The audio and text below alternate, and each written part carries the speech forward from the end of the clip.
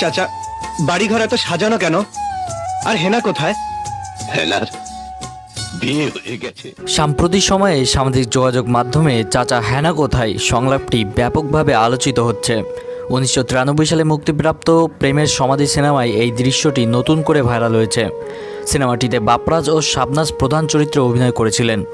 সিনেমার এক পর্যায়ে নায়ক বাপ্পারাজ দীর্ঘদিন পর বাড়ি ফিরে তার প্রেমিকা হেনাকে বাড়ি সাজানো দেখতে পান। তিনি হেনার বাবাকে জিজ্ঞেস করেন, চাচা বাড়িঘর এত সাজানো কেন? চাচা হেনা কোথায়?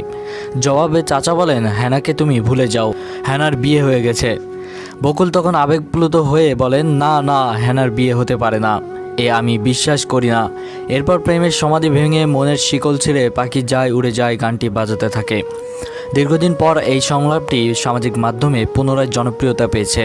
অনেকেই এই দৃশ্যের ভিডিও ক্লিপ শেয়ার করেছে এবং নিজেদের মতামত ও অনুভূতি প্রকাশ করেছেন।